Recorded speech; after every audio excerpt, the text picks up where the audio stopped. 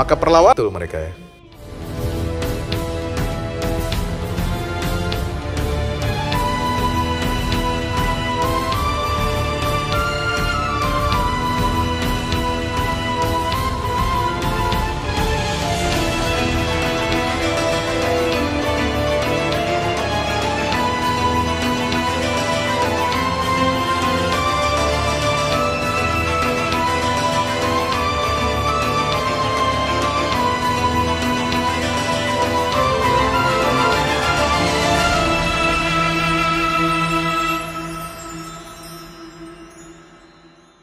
Assalamualaikum warahmatullahi wabarakatuh.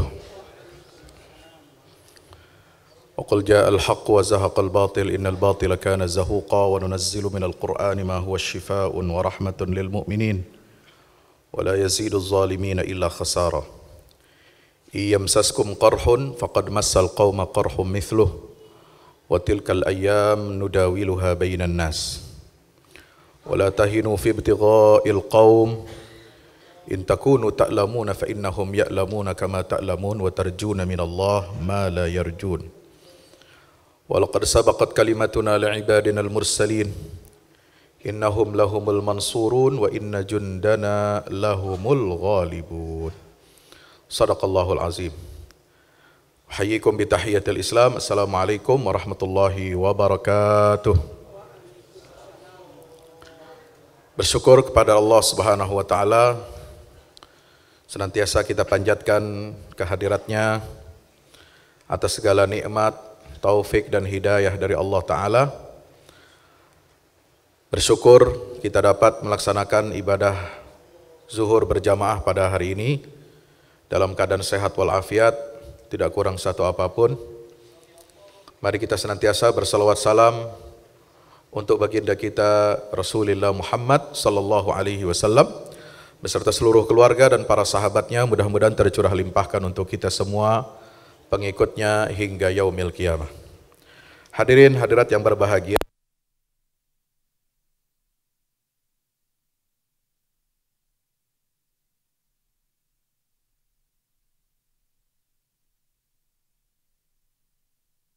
ketika awal masih minggu pertama peristiwa pertempuran yang terjadi di jalur Gaza antara pejuang Palestina dengan Zionis Israel. Itu peristiwa terjadi tanggal 7 Oktober. Kemudian hari Sabtu ya, hari Seninnya saya mengisi di sini. Jadi kurang lebih tanggal 9 Oktober. Waktu itu saya menyampaikan apa yang menyebabkan atau kronologi apa saja yang menyebabkan terjadinya jihad pembelaan diri yang dilakukan oleh saudara-saudara kita di jalur Gaza, terutama para pejuang Palestina itu. Dan kini perang itu sudah lewat 50 hari dan memasuki masa gencatan senjata. Masa gencatan senjata itu kemudian pertama diberikan 4 hari kesepakatan awalnya, lalu kemudian tambah lagi 2 hari, ya, dan ada kemungkinan atas desakan masyarakat internasional, sebagaimana disampaikan oleh rilis Menteri Luar Negeri RI. Hari ini saya dapatkan salinan pidato beliau dan sudah ada di channel YouTube, meminta seluruh masyarakat dunia, negara-negara anggota PBB untuk menyepakati gencatan senjata permanen. Dan tampaknya itu akan diamini dan diikuti oleh Israel yang dengan sombong di awal mengatakan kami tidak akan pernah berhenti untuk memerangi kaum militan perjuangan Palestina ini, terutama Hamas dan faksi-faksi perlawanan lainnya. Tapi ternyata kesombongan itu ya memang ada batasnya. Dan mereka tahu kerugian yang besar yang ada di tubuh baik itu tentara militer Israel maupun di tubuh pemerintahan Israel itu sendiri yang sudah menutup 6 kementerian supaya anggaran 6 kementerian itu diserap untuk biaya perang yang setiap harinya menghabiskan dana 260 juta dolar, tinggal dikali 50 hari, dan itu dia masih hutang. Jadi saudaraku yang dirahmati Allah, belum lagi ribuan tentaranya yang cacat permanen, keluar dari Gaza selamat, memang hidup tapi cacat. Dan ribuan lagi angka yang ditutupi tewasnya tentara Israel ini. Meskipun di pihak Palestina kita tahu, kita semua menyadari angka yang begitu besar yang pada tahun ini perang yang disebut oleh para mujahidin atau perlawanan Palestina itu disebut dengan Badai Al-Aqsa tahun 2023 ini, itu menyamai bahkan melebihi angka yang terjadi dalam peristiwa Nakbah tahun 1948. Apa itu Nakbah? Nakbah ini adalah peristiwa pengusiran paksa warga Palestina yang mendiami tanah Palestina itu, lalu kemudian diduduki oleh Israel pasca keputusan Perserikatan Bangsa-Bangsa tahun 1947, kalau tidak salah bulan November itu membagi wilayah tanah Palestina itu menjadi 2. Satu untuk bangsa Palestina dan satu untuk Israel. Dan keputusan PBB partition ini itu ditolak oleh seluruh rakyat Palestina dan semua negara-negara Arab pada masa itu. Sehingga mereka mengangkat senjata, melakukan perlawanan terhadap penjajah pendudukan Israel. Tahun 48 terjadi Nakbah, peristiwa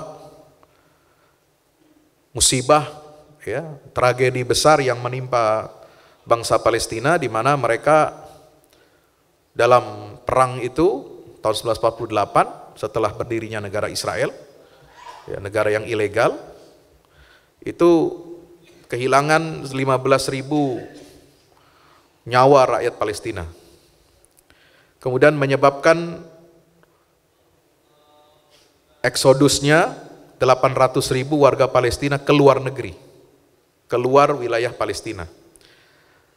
Dan tahun ini perang Gaza, ya, yang diberikan istilah atau nama oleh para pejuang Palestina itu dengan Badai Al-Aqsa, itu menelan korban dari rakyat Palestina 15.093 jiwa, yang mayoritas adalah anak-anak dan kaum perempuan, dan menyebabkan pengungsian 1,650.000 atau 1,6 juta rakyat Palestina. Tapi ada perbedaan di antara kedua ini, meskipun kita lihat angkanya mengerikan, ada perbedaannya antara dua peristiwa itu. Kalau peristiwa Nakbah tahun 48, ya, itu rakyat Palestina tidak memiliki kemampuan, ya, untuk melakukan pertahanan dan perlawanan. Mereka hanya dibantu oleh negara-negara tetangganya, kemudian relawan-relawan umat Islam yang datang dari berbagai negara Muslim Arab, terutama dari Mesir, dari Yordania, dari Yaman, dari Irak, dari Syria, yang masuk ke perbatasan Palestina untuk membantu saudara-saudara mereka. Tetapi itu gagal. Kenapa? Karena Israel didukung oleh alat militer yang canggih dan memiliki tentara yang kuat yang disupport oleh ibu bapaknya. Bapaknya itu Amerika, ibunya Inggris. Ibunya yang melahirkan dengan janji Balfour tahun 1917, lalu bapaknya Amerika ini yang mensupport lahirnya negara Israel, dan bidannya adalah PBB itu sendiri dengan UN Partition tahun 1947. Nah, kalau tahun 48 itu rakyat Palestina itu yang mengungsi jumlahnya 800.000 jiwa, yang pada saat itu angkanya tentu sangat besar. Dan sekarang mereka berada di luar negeri, diaspora di beberapa negara Arab tetangganya, itu sejumlah mereka sekarang sudah mencapai 7 juta jiwa. Ya, ada di kamp-kamp pengungsian, baik itu di Lebanon, di Yordania, di Suriah, ya. Di 3 negara ini kamp-kamp pengungsian rakyat Palestina itu ada kurang lebih 7 juta warga Palestina yang mereka tidak mau menjadi warga negara tetap di tempat mereka itu. Mereka tetap memakai paspor dan KTP Palestina, meskipun juga diberikan kemudahan-kemudahan ya oleh negara yang menjadi tempat pengungsian mereka, diberikan fasilitas, bahkan ada yang diberikan paspor juga, tetapi mereka tidak mau merubah kewarganegaraan mereka. Kenapa? Karena rakyat Palestina itu sudah bersumpah sejak tahun 48 bahwa mereka harus kembali ke negara asalnya. Tidak mau dijadikan sebagai warga negara tetap yang dicangkok di dalam negara-negara di luar negara mereka. Nah, pengungsi 800.000 ini yang sekarang dalam perang 2023 ini jumlahnya 1.650.000, itu bedanya 1,6 juta ini mereka tidak mau keluar dari jalur Gaza, tidak mengungsi keluar negaranya. Mereka hanya mengungsi dari utara Gaza ke selatan.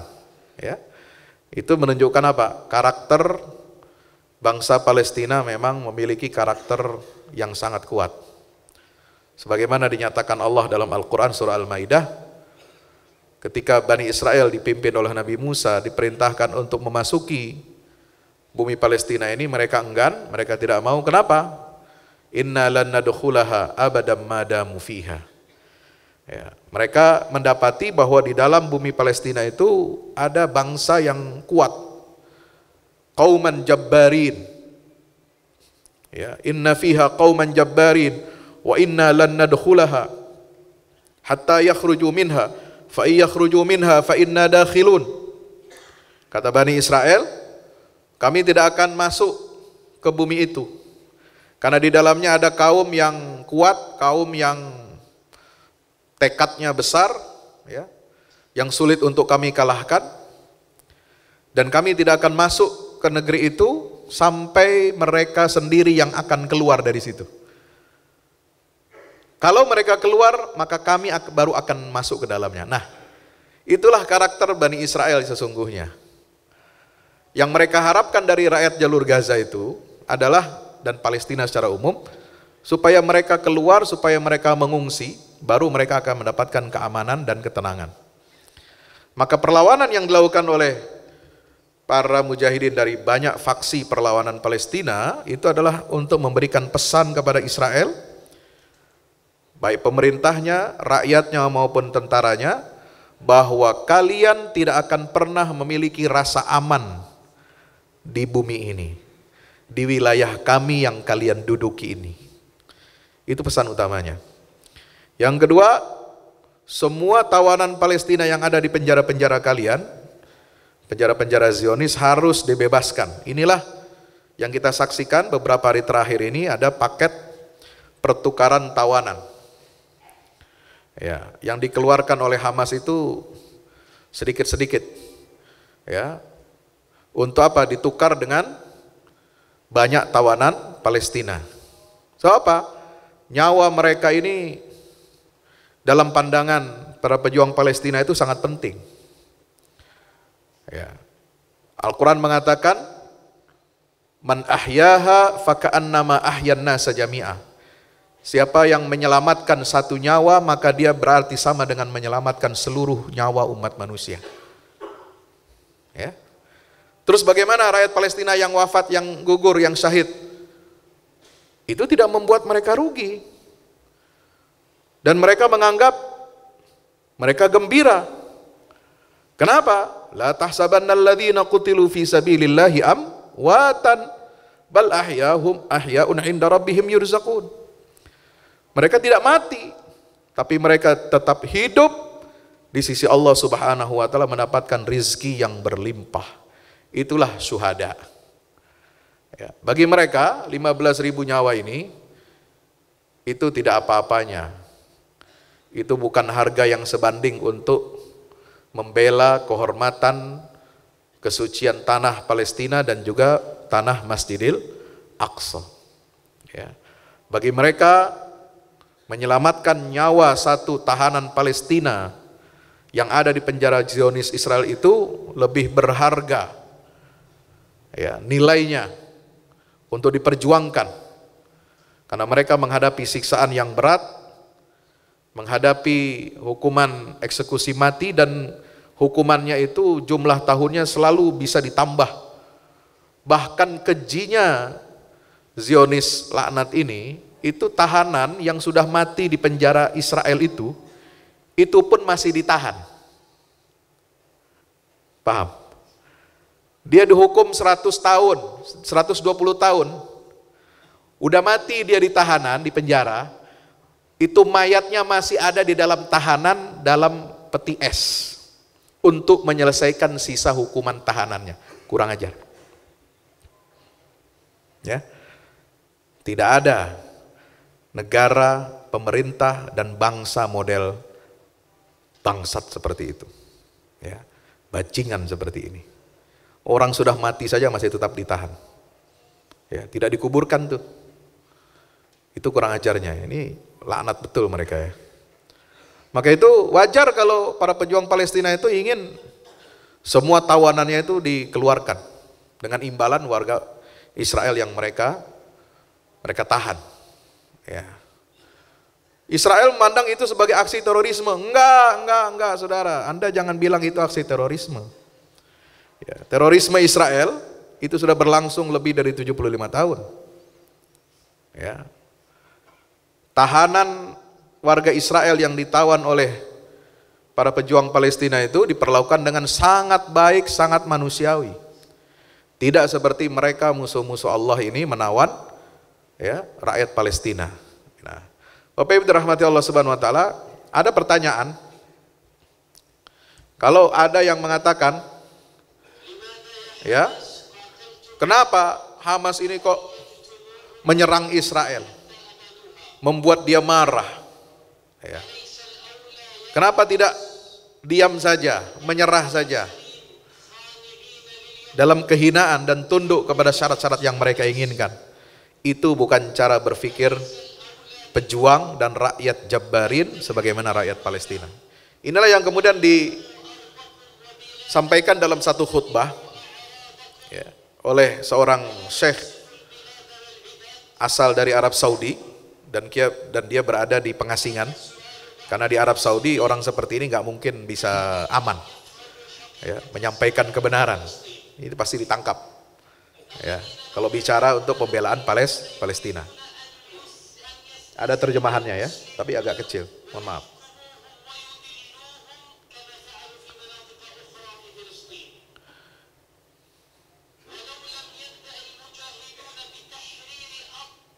Ya, intinya adalah apa yang dia sampaikan ini adalah bentuk pembelaan terhadap aksi-aksi militer yang dilancarkan oleh para pejuang Palestina.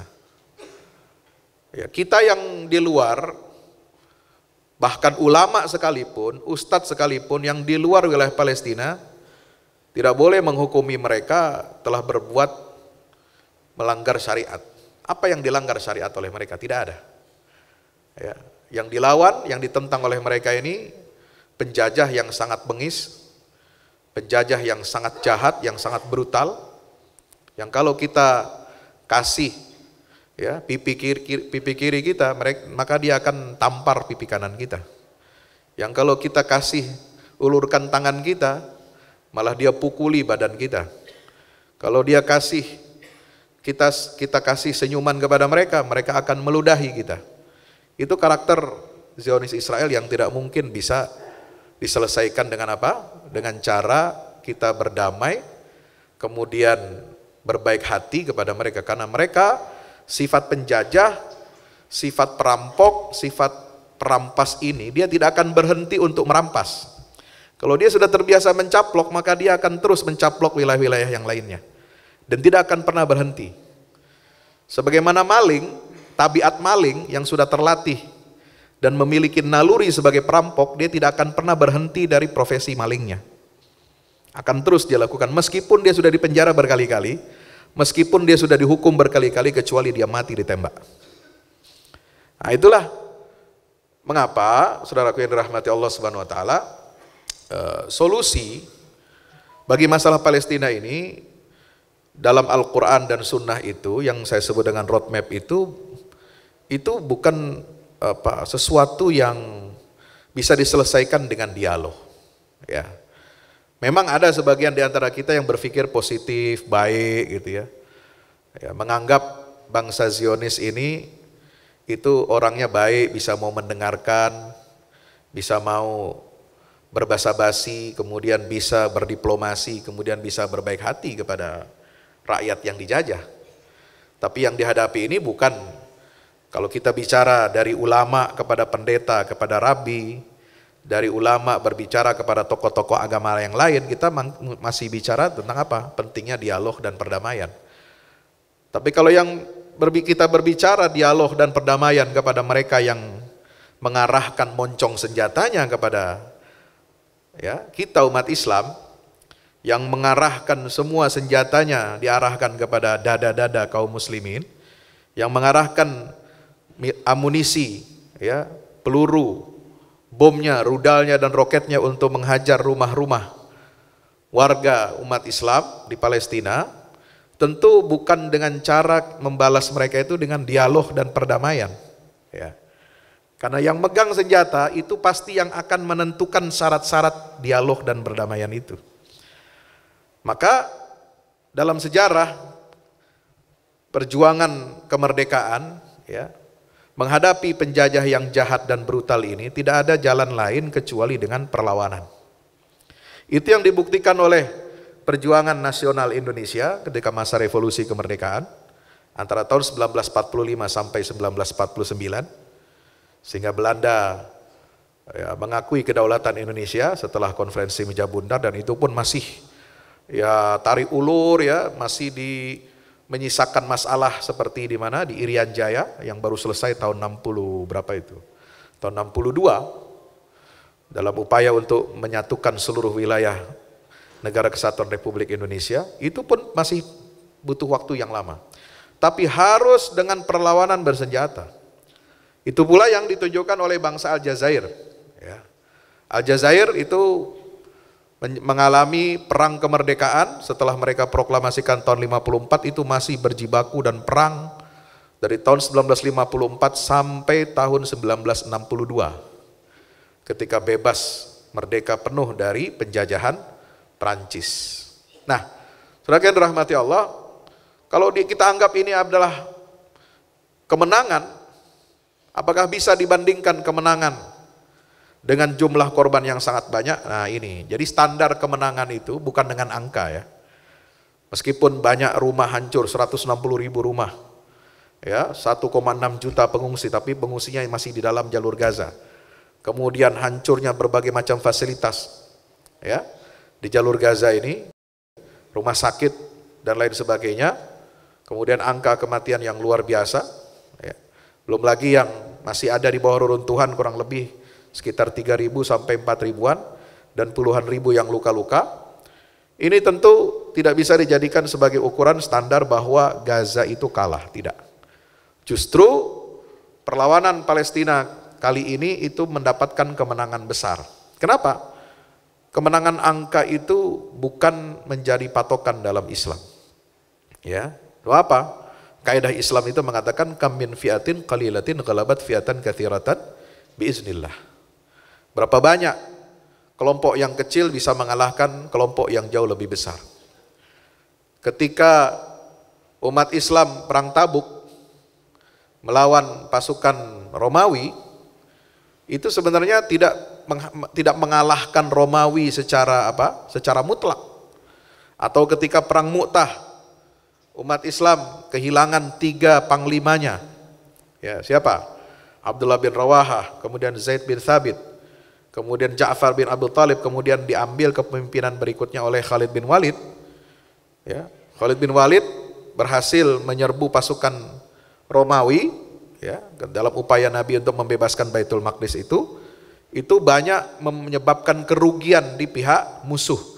Tetapi pasukan Islam tidak bisa dikatakan menang. Kenapa? Karena Khalid bin Walid menarik mundur pasukannya untuk menjaga, ya, setelah memberikan pukulan telak kepada pasukan Romawi, beliau ingin menyelamatkan pasukan Muslim yang masih ada sisa untuk kembali ke Madinah. Dan itu tidak dikatakan sebagai kekalahan. Ya. Sama seperti Nabi Ibrahim. Ketika Nabi Ibrahim, ya, akhirnya kemudian dieksekusi, dilemparkan ke dalam api, itu tidak bisa disebut sebagai kekalahan dakwah. Ketika Ashabul Ukhdud harus mati, ya, satu kampung yang beriman itu dibunuh oleh raja yang zalim dengan cara yang keji, itu tidak bisa disebut sebagai kekalahan. Malah Al-Quran menyebutnya apa? Kemenangan, ada di dalam surah Al-Buruj. Bahkan ketika salah seorang sahabat utusan Rasulullah membawa surat dari Nabi kepada pemimpin Bani Amir dan Bani Sulaim, ya, itu dibunuh di sumur Ma'unah bersama 70 sahabat, ya, pemuda yang diutus oleh Rasulullah menjadi pendakwah. Atas permintaan Bani Amir itu dibunuh dalam peristiwa Bi'ru Ma'unah, itu tidak dikatakan sebagai sebuah kekalahan. Kenapa? Karena Haram bin Milhan yang membawa surat Nabi ketika dia tersungkur, ya, ditombak dan dibunuh dengan sadis, dia mengatakan fuztu wa rabbil Ka'bah. Demi Allah, saya telah menang, ya, karena dia berhasil membawa misinya kepada kaum musyrikin dan berhasil mengirimkan surat dari Rasulullah SAW kepada mereka. Ya, jadi saudara yang dirahmati Allah, angka seperti ini tidak bisa kita katakan itu adalah sebuah kekalahan. Kenapa? Karena banyak sekali hikmah, ya, kemenangan besar yang ada dalam perang Badai Al-Aqsa ini. Ya, yang menimbulkan rasa sakit kepada musuh, yang menimbulkan kerugian ekonomi yang besar kepada musuh, ya, yang menimbulkan citra rusak wajahnya Amerika dan Israel yang selama ini didandani, ya, dengan topeng-topeng kepalsuan, kedustaan, seolah-olah dia adalah pembela hak asasi manusia, sebagai kampion demokrasi, ya, sebagai pelindung hak asasi manusia di seluruh dunia. Ini semua topengnya hancur, berantakan, ya. Wajah buruk rupanya Amerika dan Israel ini semua berjatuhan, ya, cerminnya hancur. Termasuk negara-negara Eropa, terutama G7. Negara G7 ini sehari setelah serangan yang dilakukan oleh para pejuang Palestina dan mereka berhasil menawan ratusan tentara dan warga sipil Israel, itu mereka berdatangan ke ibu kota Tel Aviv.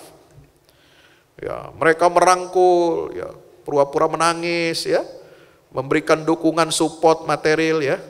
Kenapa? Karena itu anaknya. Israel ini anak yang dihasilkan dalam hubungan haram negara-negara G7 itu, yang menjaga supaya kekacauan di dunia ini semakin, ya, besar, supaya peperangan terus berkobar, supaya menciptakan instabilitas baik politik, ekonomi, dan keamanan dunia.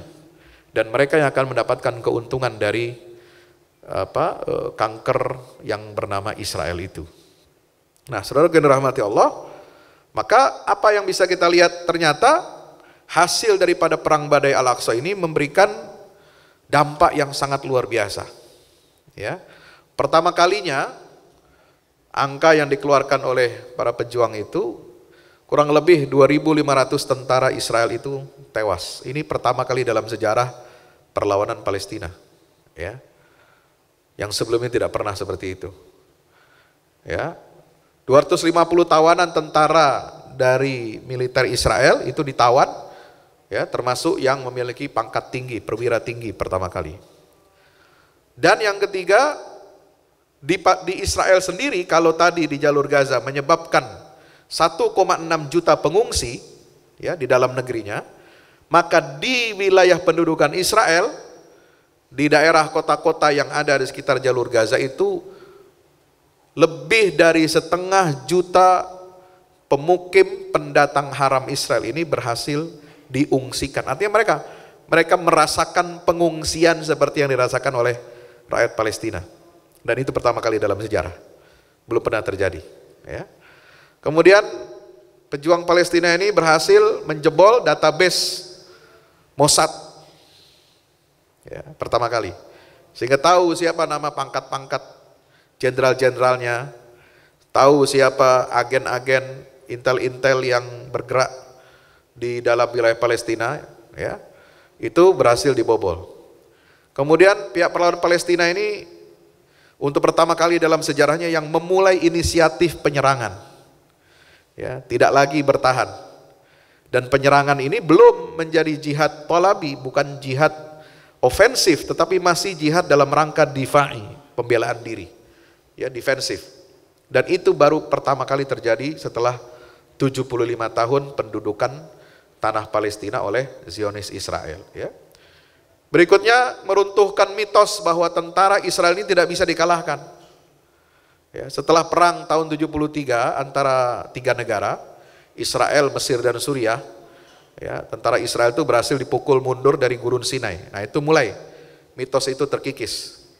Tapi setelah itu nggak ada ceritanya, ya, tentara Israel itu bisa dikalahkan, apalagi dikalahkan bukan oleh tentara militer yang dimiliki oleh suatu negara yang memiliki peralatan canggih. Kalau Mesir waktu itu dan Suriah, ya, tentara militernya itu tentara negara, ya, disupport oleh waktu itu Uni Soviet, karena perang dingin antara Amerika dengan Uni Soviet. Maka Israel itu didukung oleh Amerika dan negara-negara Arab yang melawan Israel itu didukung sepenuh oleh Uni Soviet. Maka senjata, peralatan militernya juga itu disuplai oleh Uni Soviet dan itu bisa mengalahkan Israel. Tapi sekarang rakyat Palestina ini tidak didukung oleh siapa-siapa.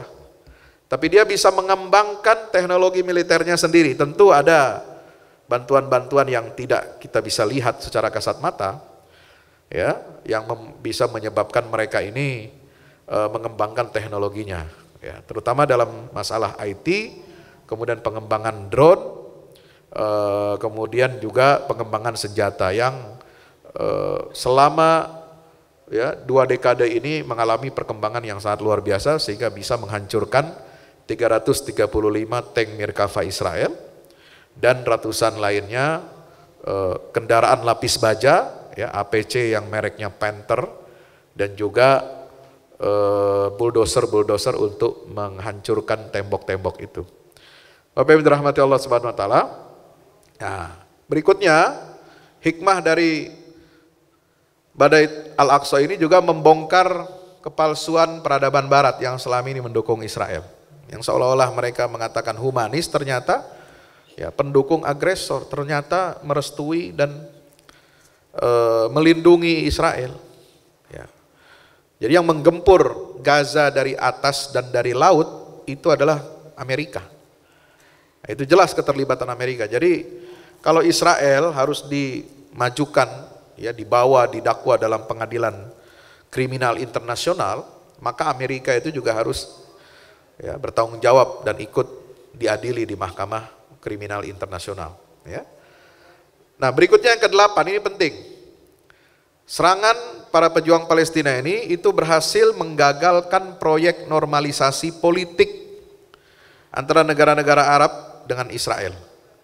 Terutama yang santer, ya, akan diresmikan normalisasi itu adalah antara Arab Saudi dengan Israel. Ini yang kemudian membuat, ya, Saudi ini kehilangan muka. Ya, karena rencananya itu gagal berantakan. Ya, pengen berdamai dengan Israel dengan imbalan ini, tapi itu imbalannya itu angin surga semua itu dari Israel itu nggak bakal dipenuhi oleh Amerika. Ya, Saudi pengen berharap apa? Dia diizinkan untuk mengembangkan uranium, teknologi nuklir. Nah, itu sesuatu yang mustahil untuk diberikan Amerika, lampu hijau itu kepada Saudi itu mustahil. Ya, karena Amerika hanya berkepentingan membiarkan Iran saja yang memiliki kekuatan nuklir di kawasan Timur Tengah. Tujuannya kita sudah tahu, untuk mengacak-acak negara-negara Sunni dan mengamankan kepentingan Israel. Ya. Kemudian ingin memodernisasi ya persenjataannya. Ya, ini juga sesuatu hal yang mungkin bisa dilakukan, tetapi tidak akan diberikan alih teknologi itu kepada Arab Saudi. Ya. Karena tahu Amerika, Arab Saudi ini lumbung. Ya, lumbung padinya, lumbung duitnya. Kalau dia diberikan alih teknologi dalam waktu cepat, maka dia akan kehilangan pasar potensial ya yang ada di Timur Tengah. Itu. Nah, imbalannya apa lagi? Ya banyaklah. Tapi intinya adalah itu angin surga saja dan tidak akan mungkin bisa terwujud. Nah, ini semua digagalkan oleh serangan para pejuang Palestina ini sehingga menggagalkan proyek normalisasi. Kenapa? Karena sudah banyak negara Arab yang mulai melakukan normalisasi dan mereka topengnya, kepalsuannya itu jatuh semua. Mulai dari Maroko, Bahrain, Uni Emirat Arab. Ya, kalau yang lama-lama itu Mesir dan Yordania ya. Itu juga tidak akan bisa menyelamatkan mereka itu. Nah, yang berikutnya adalah meruntuhkan agenda the deal of century. Ya, yang ingin mengusir paksa rakyat Gaza ya, dan juga mendirikan negara Palestina baru dengan batas wilayah yang baru dan ibu kota baru bukan Al-Quds. Bukan Baitul Maqdis yang di dalamnya ada Masjidil Aqsa. Nah ini, itu agenda the deal of century sejak tahun 2017 dipaksakan dengan normalisasi, dengan adanya program program Abraham Accord. Ini Abraham Accord ini untuk kalangan civil society, ya, untuk normalisasi people to people. Untuk normalisasi hubungan tokoh agama, ulama dengan tokoh agama Yahudi. Ya, itu proyek Abraham Accord.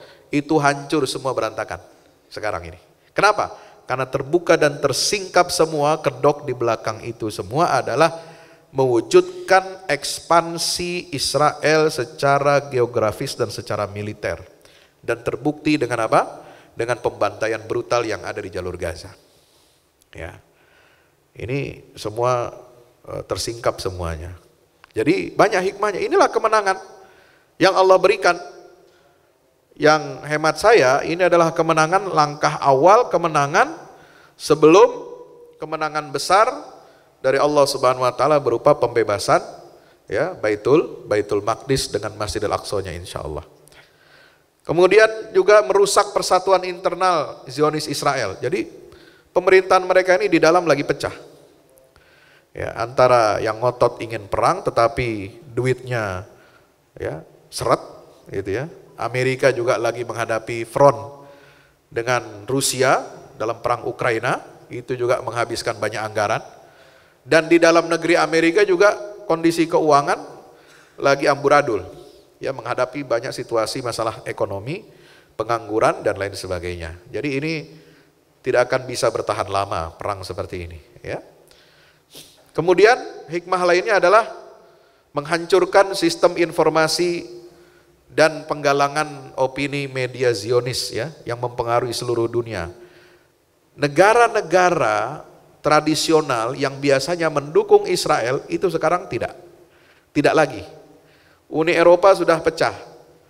Seperti Belgia, Spanyol itu sudah mengancam untuk mengakui kemerdekaan Palestina dan memutus hubungan diplomatik dengan Tel Aviv.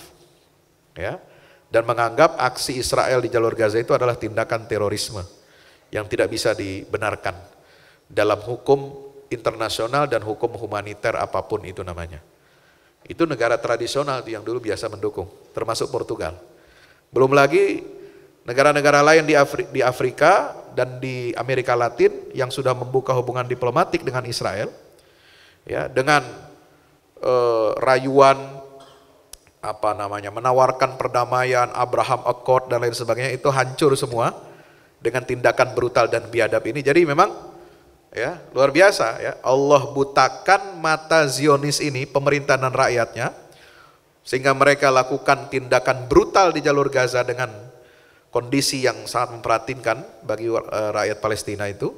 Tapi di balik itu semua menyebabkan semua topeng kebaikan yang tampak baik di mata dunia itu kemudian hancur, dan ini membuat kerugian ya bagi citra Israel di dunia internasional. Afrika Selatan sudah ya mengusir dubes Israel, Bolivia dan juga di Amerika Latin sudah melakukan hal yang sama, dan negara-negara lainnya ya. Nah, untuk wilayah ASEAN, nah ini yang menjadi pertanyaan kita. Ternyata penetrasi Yahudi Zionis itu di wilayah ASEAN ini cukup besar. Dari berapa anggota ASEAN itu yang tidak punya hubungan diplomatik dengan Israel itu hanya Malaysia, Brunei dan Indonesia. Yang lainnya sudah di bawah keteknya Israel. Bahkan Thailand itu tentaranya, militernya ikut terlibat dalam pengepungan jalur Gaza karena kerjasama militer antara dua negara ya. Dan beberapa warga Thailand yang kerja di Palestina itu termasuk yang ditahan oleh pejuang Palestina di jalur Gaza. Jadi ini membuka kedok bahwa ternyata di dalam regional Israel ini, ASEAN ini juga ada musuh dalam selimut yang bergerak secara masif, secara terstruktur untuk mempengaruhi negara-negara non-Muslim ini untuk memihak kepada Israel. Termasuk intervensi, ya, kolaborasi dengan kelompok-kelompok lokal, bahkan di negara Muslim terbesar di Indonesia seperti Indonesia ini, ya, itu intervensi halus Israel itu ternyata lobby-lobbynya sudah masuk ke daerah-daerah dan wilayah kita, dan itu terbongkar dengan peristiwa kerusuhan yang terjadi di Bitung ya, di Sulawesi Utara itu, di mana ada ormas kelompok masyarakat yang mengibarkan bendera Israel, mereka pro-Zionis dan merusak ataupun melakukan tindakan anarkis terhadap massa pro-Palestina. Nah, ini menandakan apa? Bahwa ternyata Indonesia yang pemerintah dan rakyatnya berdiri tegak bersama Palestina, ternyata ada di antara rakyatnya walaupun kecil itu yang berhasil dicuci otaknya untuk mendukung Zionis. Ya. Padahal pengibaran bendera Israel dan lagu kebangsaan Israel di Indonesia, seluruh wilayah Indonesia ini dilarang. Kenapa? Karena tidak punya hubungan diplomatik, hubungan apapun dengan entitas Zionis Israel.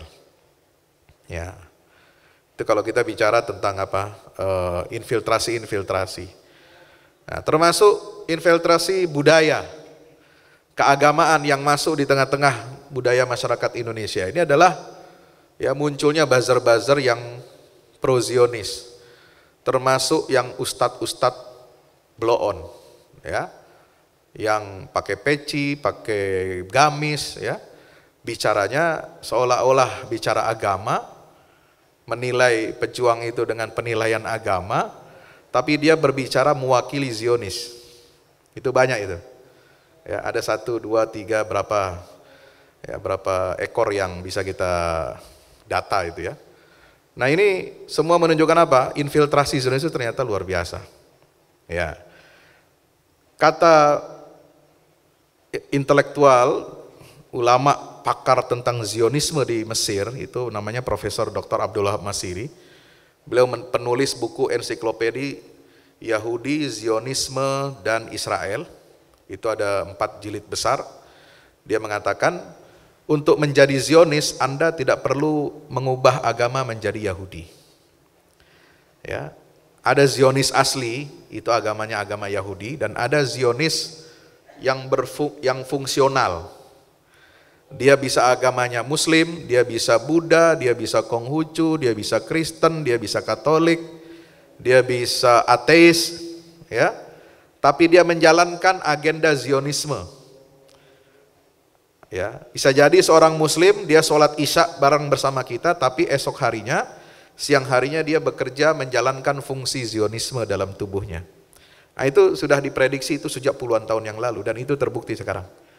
Walaupun dia sholat, walaupun dia ustadz, tapi narasinya itu narasi yang sama dengan penjajah.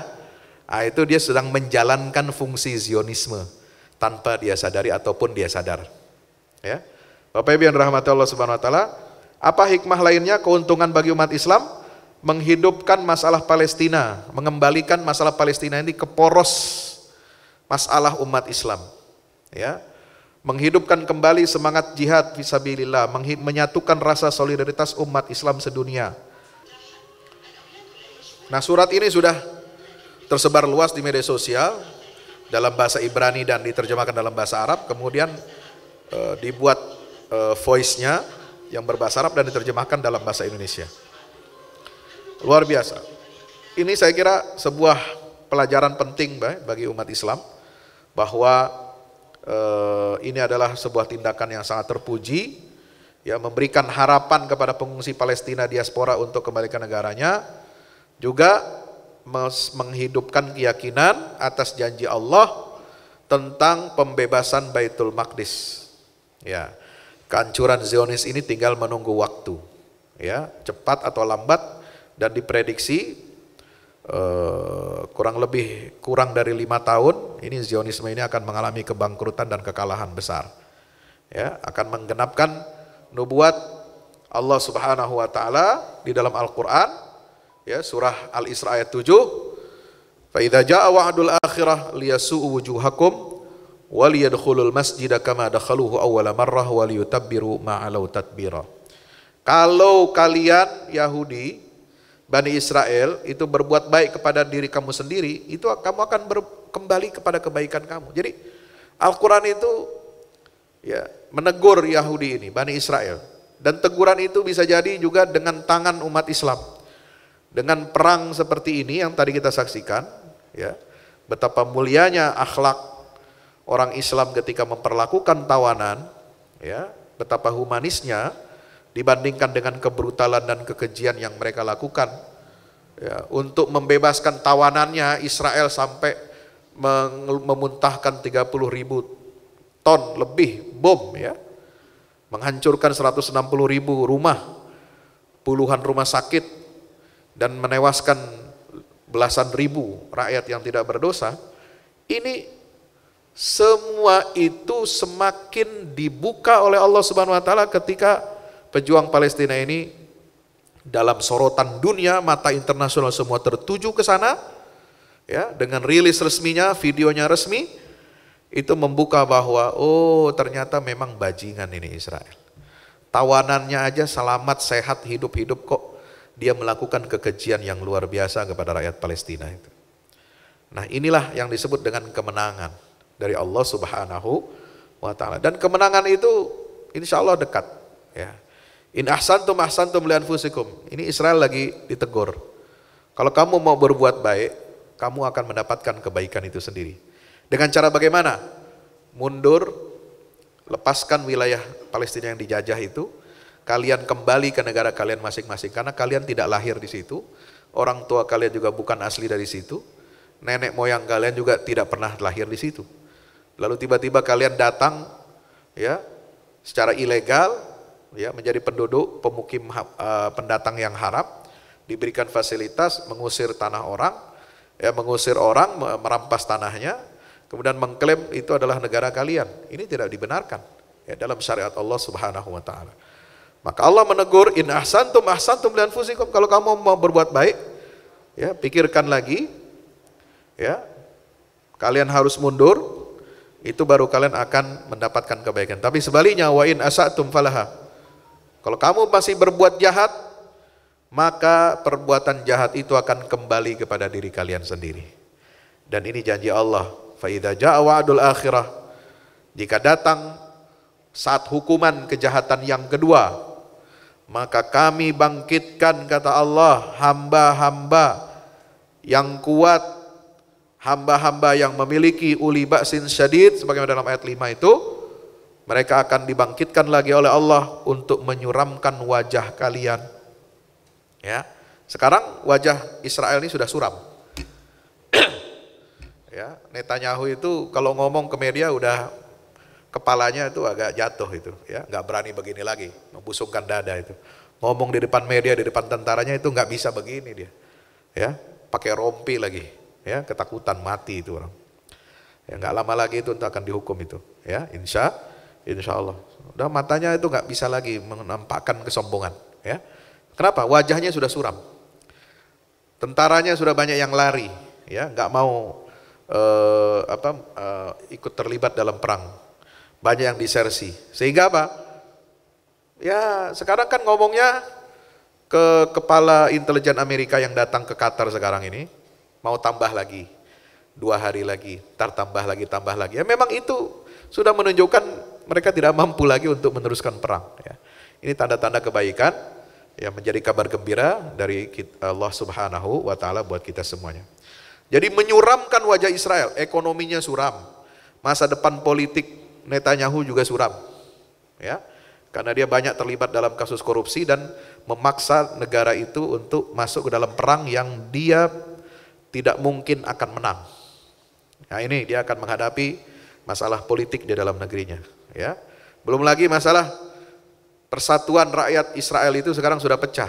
Coba lihat nanti, ini tahanan-tahanan Israel yang keluar dari jalur Gaza sekarang, dia akan jadi juru bicara, ya, juru bicara perlawanan Palestina bahwa orang Palestina ini baik-baik. Mereka sebenarnya tidak ingin apa-apa, kecuali ingin tanahnya dikembalikan. Kecuali bisa sholat di Masjidil Aqsa. Dan itu akan menjadi sebuah kekuatan yang luar biasa untuk mengetuk rakyat Israel ini untuk bangkit untuk melawan pemerintahannya sendiri, ya. Nah ini banyak sekali hikmah-hikmahnya itu, dan itu banyak menunjukkan apa? Kesuraman wajahnya. Amerika juga semakin suram wajahnya di dunia internasional, sehingga Menteri Luar Negeri atau siapa itu, penasihat presiden mengatakan perang di Gaza ini sudah banyak merugikan citra Amerika di mata internasional. Jadi wajahnya sudah suram, wajahnya sudah semakin buruk. Dan kita berharap, maka ada satu tulisan dari seorang ulama dari Tunisia, ya, dengan adanya perang Gaza ini berakhir, ini menjadi awal perubahan tatanan dunia, ya, yang tadinya berperilaku kebinatangan, ya, politik animals, ya, politik binatang yang menerkam, yang mencabik-cabik, yang membunuh, itu kan politik binatang. Ya, ini mudah-mudahan mengubah hati nurani dunia dan mendesak, ya, seluruh negara-negara besar di dunia ini untuk mengubah politik animalsnya itu menjadi betul-betul politik yang manusiawi. Ya, nah inilah kita akan menunggu dan berupaya menghadirkan janji Allah yang kedua itu dengan apa? Dengan ibadat lana. Inilah roadmap dari Allah Subhanahu wa Ta'ala. Dari roadmap dari Al-Quran sangat jelas bagaimana janji kemenangan dari Allah itu tidak bisa turun begitu saja, tapi harus ada upaya ulama yang bergerak, yang mengingatkan, ya, seperti bagaimana generasi Salahuddin Ayyubi, ada umaro yang soleh, ya, jadi ada ulama, ada umaro, itu baru lengkap.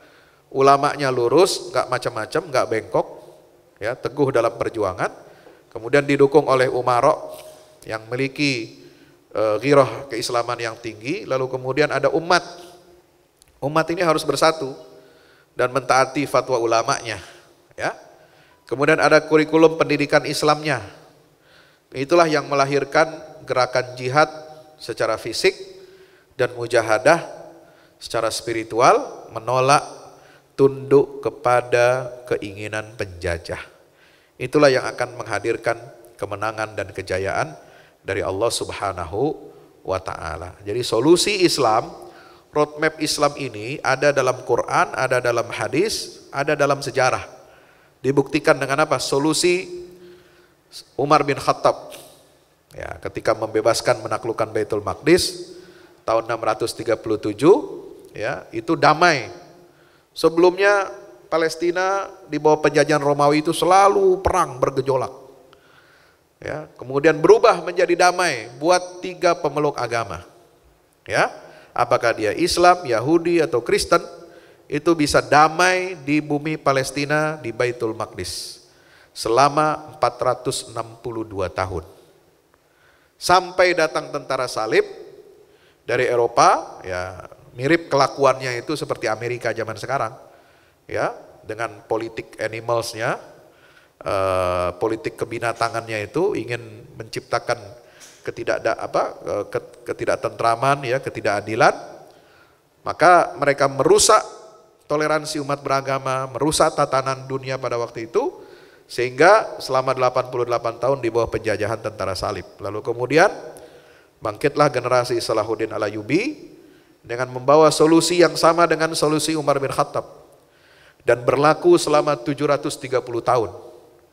Mulai dari 1187 ketika dibebaskan Baitul Maqdis oleh Salahuddin, sampai tahun 1917 ketika Menteri Luar Negeri Inggris Arthur Balfour membuat surat kepada Rothschild. Ya, Rothschild ini bankir terbesar di Eropa, Yahudi, penyokong dana gerakan Zionisme internasional, bahwa seluruh Yahudi di dunia ini harus kembali dan memiliki tanah air di Palestina. Nah, makanya sekarang dia bikin tuh rekayasa 12 suku Yahudi yang hilang. Ya, maka adalah istilah Yahudi pesek, ya. Ada Yahudi pesek dari India, dari Nepal, dari macam-macam, termasuk mungkin juga yang dari Manado itu nanti aku juga sebagai suku Yahudi yang hilang itu. Ya udah biarin aja, biar hilang dari sini ya. Biar dia ke sono aja sono. Sekaligus ntar digilas sama para pejuang Palestina di sana ya. Amin ya rabbal alamin.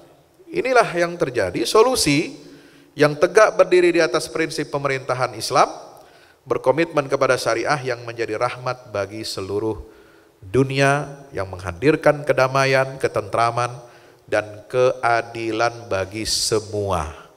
Tidak ada diskriminasi, tidak ada politik animals, tidak ada politik perang yang menghancurkan, dan itu hanya ada satu solusinya, yaitu mengikuti aturan Allah dan Rasulnya Sallallahu Alaihi Wasallam. Demikian yang dapat saya sampaikan, mudah-mudahan bermanfaat. Aku qouli hadza astaghfirullah li wa lakum. Wassalamualaikum warahmatullahi wabarakatuh.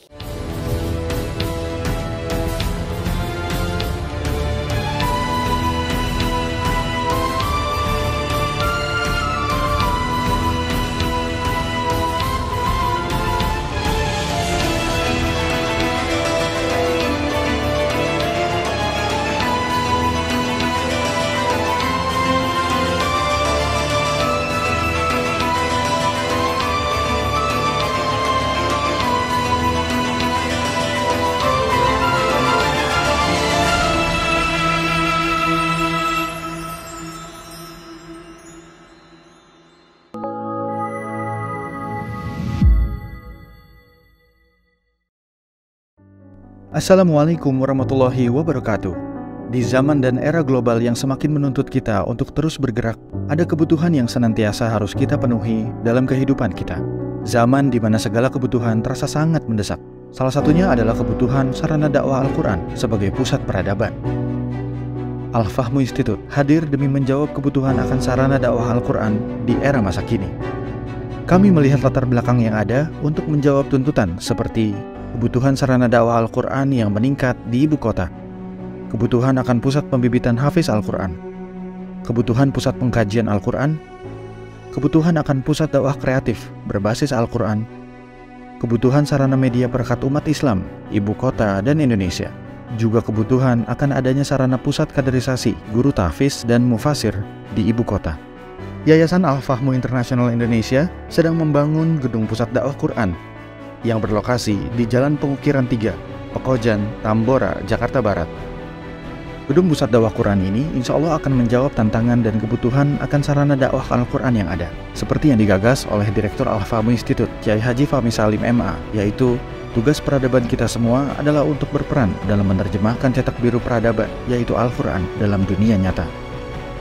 Kami mengajak jamaah semua untuk ikut dalam perdagangan yang tidak merugi ini, sebagaimana yang disampaikan dalam Al-Quran Surat Fatir ayat 29-30, yang artinya, Sesungguhnya orang-orang yang selalu membaca kitab Allah dan mendirikan sholat dan menafkahkan sebahagian dari rezeki yang kami anugerahkan kepada mereka dengan diam-diam atau terang-terangan, mereka itu mengharapkan perniagaan yang tidak akan merugi, agar Allah menyempurnakan kepada mereka pahala mereka dan menambah kepada mereka dari karunia-Nya. Sesungguhnya Allah Maha Pengampun lagi Maha Mensyukuri. Gedung Pusat Dakwah Quran Al-Fahmu Institute terdiri dari 4 lantai, di mana di lantai 1 terdapat Masjid Quran Mulia. Dan di setiap lantainya insya Allah diperuntukkan demi berlangsungnya tugas mulia dalam perjuangan dakwah Al-Quran.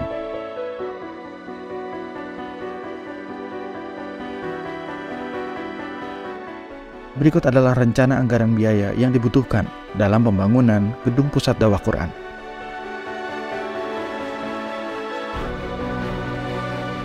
Dalam kesempatan yang mulia ini, kami mengajak jamaah semua untuk ikut dalam gerakan sedekah Lailatul Qadar di setiap malam ganjil di bulan Ramadan.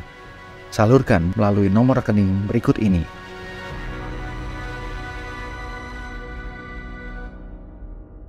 Al-Fahmu Institute, bahagiakan Indonesia dengan dakwah Quran.